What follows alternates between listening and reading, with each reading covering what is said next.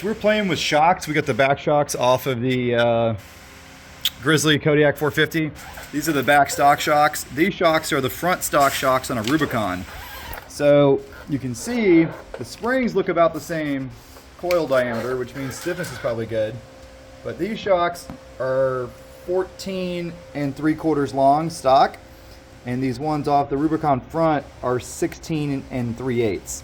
So that's too much, right? Because of the motion ratio, this shock is mounted pretty close out to the nut on the back of this thing, but there still is already a lot of angle on these back axles that full down travel with this little stock shock.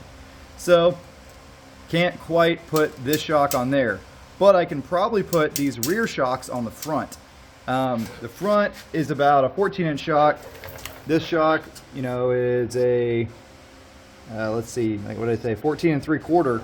So that would probably be about 1.5 inch lift on the front, because it's a higher spring rate and it's got adjustable preload and it's a little longer. And the front has a higher motion ratio because the front shock mounts about here on the arm.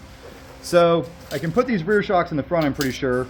I just need to find another shock to go on the back that's not quite as long as these Rubicon shocks. This would be a little bit torture for the suspension. I might try to jam it on there for now and see if it survives, just for shits and giggles, because it will be sitting very tall. So I'll probably drop the preload all the way down and throw these on there and see what it looks like.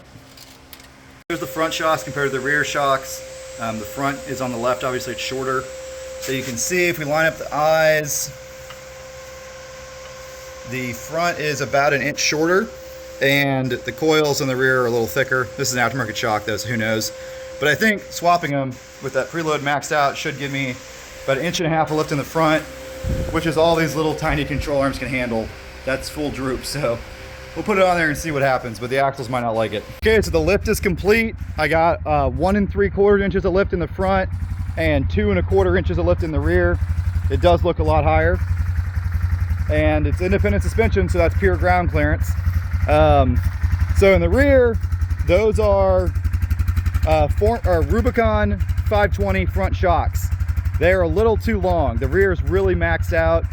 I'd recommend running some 420 new body style front shocks instead. They're a little shorter, I think. I need to measure them to make sure. I'll show you all the lengths in a second, but got pretty good ground clearance now, even on 28s, and it definitely needed some more ground clearance. It does ride a little stiff right now. Those springs have a lot of preload in them because it can't even reach full down travel in the back. But it sits a lot higher. Pretty cool. It sits a little, maybe a little rake forward. The front shocks, so what I did was I put my Rubicon shocks in the rear and I put the rear shocks in the front. That's definitely the way to go. The rear shocks are the perfect length for the front to max out the front suspension down travel. But I want to find a shock that's a little bit shorter for the back. Also, the Rubicon shocks, you end up with a gap right here. I'm going to put a spacer there, obviously, because you want that to clamp down tight. I didn't do it yet because I'm probably going to change them to something a little shorter.